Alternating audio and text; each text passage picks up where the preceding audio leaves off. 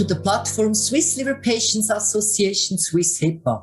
Today with the presentation of Dr. Nadine Stanek, head physician at the Lucerne Cantonal Hospital, on Haemochromatosis or iron overload.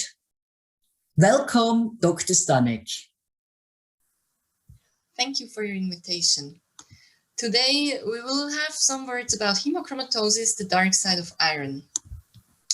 To get a short overview, what is haemochromatosis? That's an inherited iron overload disorder where the body has excessive absorption of iron. The diagnosis is difficult because there's a broad spectrum of symptoms and there's a possible affection of several organs to a varying degree, not making the diagnosis any more easy. If you wait for too long, the excess iron can destroy whole organs. So it is absolutely important to notice it early because then it's preventable when you start an early treatment. Where do we get our iron from? Iron, that's the first thing to know, is a major component of hemoglobin, that's the oxygen carrier in the red blood cells. And we get our iron out of the food we eat. There's two forms. There's the heme iron, which comes from animal-derived products, flesh like meat, poultry, seafood. And there's the non-heme iron, which we get from plants. And in here, it's also important to know these two. The iron storage takes part as ferritin. We store the iron, our body stores the iron in the liver, in the spleen, in the muscles, and the bone marrow. And iron is transported or delivered throughout the body by transferrin, that's the transfer protein. So we need to know these two for understanding the following presentation a little better. How is the iron regulated in our body? The iron will be absorbed once you've eaten in the small intestine. And the problem is this one, all the iron that is taken up in your body cannot be removed. The only form of iron removal is through blood loss. This will mean you cannot regulate. Once the iron is in your body, you cannot get it out. This will mean the regulation of body iron stores is only possible through intestinal iron absorption, which is a problem, what we will see later. And here it's important to know the two main players.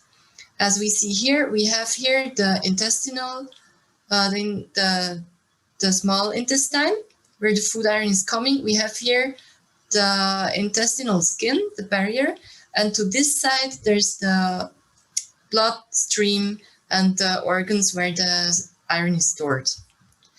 Here we have the two main players. Food iron is coming. We see here we have the hepcidin, that's the key regulator of iron stores in our bodies. And this one is the main protein that inhibits the iron absorption. And it is playing along. Here we see it with the ferroportin. Ferroportin is another protein, and this one is facilitating cellular iron export. So what we see here is this one, the hepcidin is blocking the ferroportin. So if there's too much iron on this side, on the right side, in your bloodstream already, then this will be noticed in the liver. The liver is producing more hepcidin, and the hepcidin is blocking the ferroportin, so the ferroportin does not let the iron pass through the intestinal cells, does not let the iron into the bloodstream. And it also makes sure that the iron is not released from the storage organs. That's with the normal healthy human. So there's a feedback mechanism. If you have too much iron in your bloodstream, the hepcidin production will be upregulated. There's more hepcidin, and this one will block the release of additional iron into your bloodstream.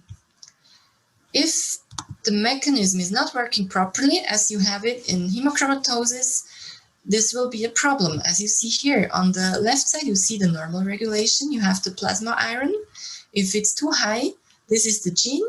So there's the signal hepcidin production will be upregulated, so hepcidin increases. And this will lead that the intestinal iron in the cell stays there, will not be taken up in the bloodstream, and that the storage organs will not release any additional iron to the bloodstream. But as you see here on the right-hand side, if you have the hereditary hemochromatosis, even if there's too much iron in the bloodstream already, because you have the sickness or the mutation or the changes in these genes here, the additional hepcidin production is not possible. So your hepcidin is too low, which will mean if this is too low, there's not the feedback mechanism telling the ferroportin stop taking the iron up or stop releasing the iron into the bloodstream because there's already too much. So even if there's already too much iron in the bloodstream, the storage organs and the intestinal cells keep on releasing iron into the bloodstream. And that's what leads to the excess iron, which can damage over a longer time some organs more than others. So I shortly have to do some explaining in genetics, only the basics. What we understand under recessive inheritance is that you only get a disease if you have two abnormal copies of one gene. So only one copy of the abnormal gene will not be enough for getting the disease. With the HFE gene, this is the one we're talking about with the hereditary hemochromatosis. We saw already it helps control the amount of iron absorbed from food. And every one of us gets two HFE copies, one of your mother, one of your father. So if you only have one defective gene copy, you are called heterozygous or a carrier. So chances are not very likely that you will have an iron overload of your organs, but you can transfer your gene information to your children. And on the other hand, we have the homozygous persons or patients. They got two altered copies. So these are the ones who can develop an iron overload of organs. And it's still a little more complicated. Even with these genes and these alterations, we have as a surplus an incomplete penetrance, which will mean even if you carry two altered gene copies, not everyone with this homozygous state will really exhibit symptoms in the end. So that's the complicated part. This one, the genetics part 2, is just for the record, I think. We see the hereditary hemochromatosis. The most frequent form is the HFE gene-associated one, as we saw before. And the most common mutations here are the C2A2Y mutation. This is the most dangerous one, so to speak, and others which could be relevant are the H63D and the S65C. As we've seen before, relevant iron overload is not possible with every combination of these, but only in the homozygous patients, the C2A2Y ones, if you get it double, or then in the C2A2Y ones in combination with the H63D ones. That's what we call compound heterozygous. And then, just for the complete information, there's also the non-HFE gene-associated hemochromatosis genotypes. These are much less common. We have the hemojuvelin here. This is the most severe form where the young people already get severe iron overload of organs. Then we have the ferroportin disease. The ferroportin we know from before, from this explanation. And there's some other even more rare forms. And because it's a little complicated, because not everyone having the homozygous altered gene mutation is really exhibiting symptoms, there is a staging system for making it a little easier. So we have the stage 1. This one is a genetic susceptibility, which will mean you have the genetic disorder, but your iron stores are totally normal. Stage 2 will mean you have the genetic disorder, you also have phenotypic evidence of iron overload, but you do not have any organ damage or tissue damage. And luckily, almost 3/4 of the homozygous C2A2Y patients have the stage 2 problem. So they do not exhibit any organ iron overload or organ damage. In stage 3, these are the patients most at danger. So they have the genetic disorder, they have the iron overload, and they do have the organ damage as well. But luckily, this is less than 10% of the C2A2Y homozygous patients. So not a lot of these. How can I get to the diagnosis? I have different possibilities here. I have the blood testing. I do my iron studies in the blood. There's the ferritin I want to know, and the transferrin saturation, so the transport protein, typically over 45%. If I do find this constellation here, I can go for the HFE mutation testing out of the genetic testing in the blood. Additionally, I can go for imaging. We see here the MRI of the liver. There's a specific protocol for the iron. I can measure the iron content there indirectly, and it can also distinguish between the HFE and some of the non-HFE hemochromatosis types. And if this is not conclusive, or if I need further information, I can perform a liver biopsy. This is the only direct assessment of the hepatic iron index. This will mean that I weigh the iron weight of the liver tissue, and then I can calculate some index, which is important for me to decide whether you need treatment or not. With the liver biopsy, I also find out whether there's relevant organ damage already, so whether you have fibrosis or cirrhosis, which is more possible if your ferritin is very high, like over 1,000. And I can rule out concurrent liver disease. This is not so seldom, that there's something else additionally. Here we see an overview of the potential organs where the iron overload can happen, but careful, not every iron overload is automatically a hemochromatosis. We have to think of secondary iron overloads. So that's other causes for elevated ferritin or elevated liver values as well. Every chronic liver disease almost can cause a secondary hyperferritinemia, as we call it. So the ferritin is high in chronic liver diseases like viral hepatitis, like chronic alcohol overconsumption. Every kind of inflammatory state leads through a shift in the body iron into the blood. So we have the high blood iron there as well. Then there's iron loading anemias. So where with these diseases, I have a lack of blood, or the blood cells are destroyed, leading to more to deliberation of the iron in the blood cells. And then last but not least, also the doctors can lead to the secondary iron overload by giving their patients iron supplements or then blood transfusions. So we have to keep these in mind. Who is at risk for getting a hemochromatosis? Most at risk is the persons who get 2 copies of a mutated HFE gene, the C2A2 homozygous, as we had it before. Then, if you have a family history, especially if you have a first-degree relative with hemochromatosis, you should get checked because you're at risk more than others. The ethnicity plays a role here. People of Northern European descent or origin are more at risk than others. And the sex, as we had it before, as we've seen before, because the women lose blood every month with the menstrual bleeding or in pregnancy, they kind of treat themselves up until they get into menopause. The men do not have this self-regulation mechanism, so they are more likely to develop symptoms at an earlier age.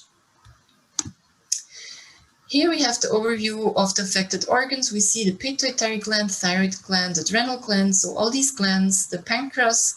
Then we have the heart, we have the liver, and we have the intestinal organ, the reproductive organs that can be affected with the iron overload or even destroyed. We've seen it before, men after 40, women after 60 tend to have the symptoms or typically experience symptoms. Which are the symptoms? That's the problem. They are very non-specific. The early symptoms are weakness, lethargy, joint pain. So this is really not specific for the hemochromatosis. This can be happening in many other diseases as well. We see here, do you have the Viking gene? Because the Northern European people have it more than others. The iron fist, okay, if you are not, if you do not know that you could have it, you probably do not take any more attention. But here we see depression, shortness of breath, high blood sugar, fatigue and weakness, low thyroid function, memory problems. These are all symptoms we often meet in everyday life without thinking of the hemochromatosis in specific. So that's the problem here. First symptoms, early symptoms are non-specific. Then we see the affected organs. The liver is affected in 3/4 of patients. You can find elevated liver values in the blood. And if you've waited for too long, if you found it too late, you can already have a symptomatic end-stage liver disease, which will mean a cirrhosis. The heart is not affected too often in only 1/3 of patients. But the problem is for the prognosis, this one as well is relevant because these people can have a sudden cardiac death because of the irregular heart rhythm. So it's very important to get to know if you have hemochromatosis, whether your heart is okay or not. Then we have the endocrinologic disorders here. We've seen before the diabetes because your pancreas can be affected or iron overloaded. We have the reproductive organs affected, which can lead to impotence or then to amenorrhea or premature menopause in women. And we have the hypothyroidism, the underactive thyroid gland.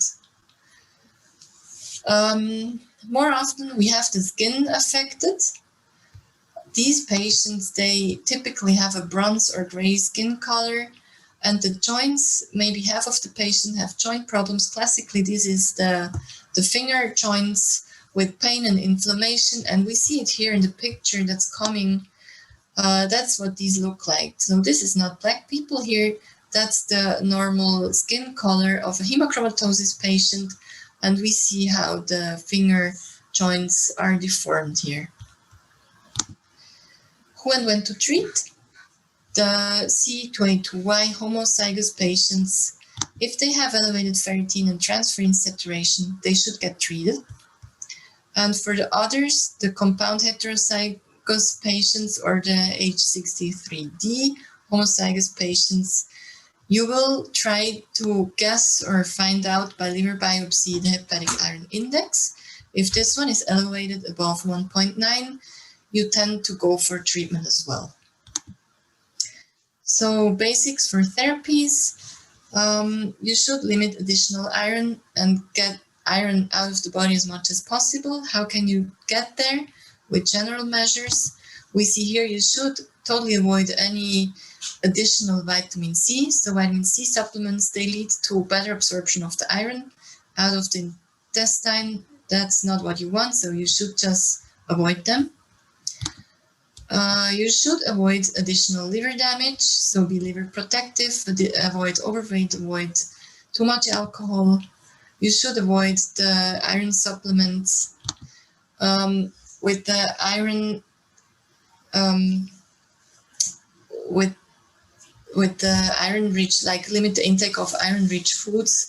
This effect is very limited if you have another treatment going on. So that's not too important for the treatment. The therapeutic strategy we want to do, so first-line therapy, as we call it, is the phlebotomy or venesection. This will mean you will do regular blood removal.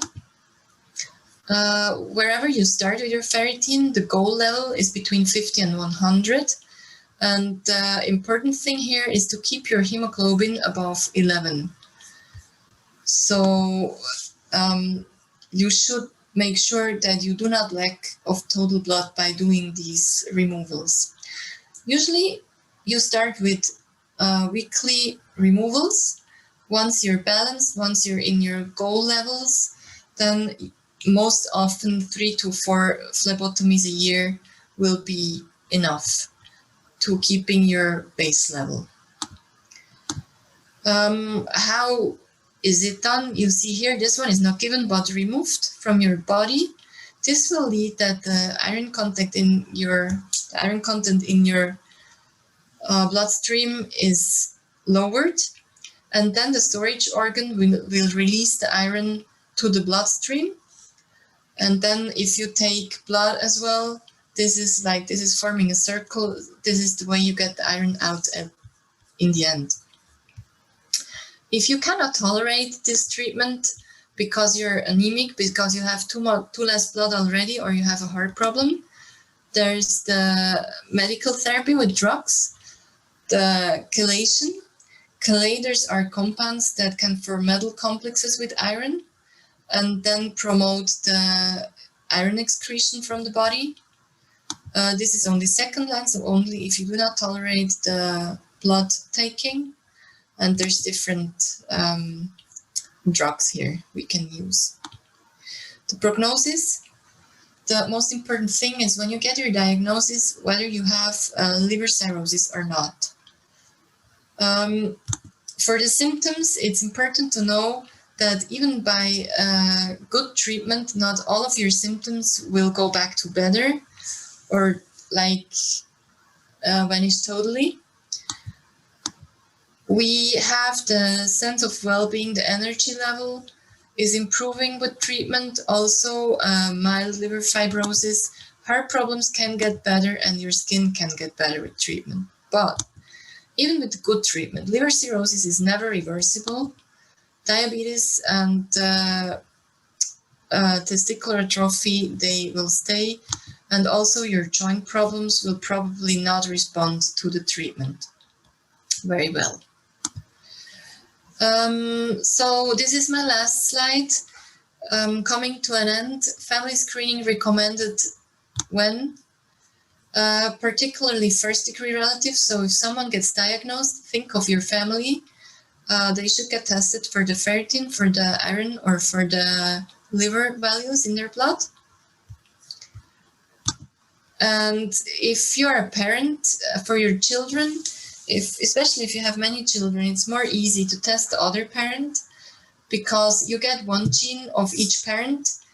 If your partner, so if the mother or father does not have any alterations in their genes, the children cannot have the possibility of an iron overload. They can have the alteration to pass it on to their children, but they cannot experience the iron overload, which will lead to organ to destroy the organs. And the surveillance for the others, if we have the homozygous patients, the C2A2 homozygous, who are at risk with getting iron overload, if they do not have it, they should be checked annually, like once a year, with the iron tests in their blood to be sure you do not miss out on finding the iron overload early enough to do the prevention. So this is my main sources I used for this presentation. If you are very interested, here is some further information, some websites which I think do have a very understandable way of explaining the hemochromatosis a little more in detail. So if you're interested, go there and see what's there for you. I hope this was informative for you. Thank you so much that I had the possibility to do this speech here. Thank you very much for the informative and exciting presentation by Dr. Stanek and your great personal commitment. Thank you very much.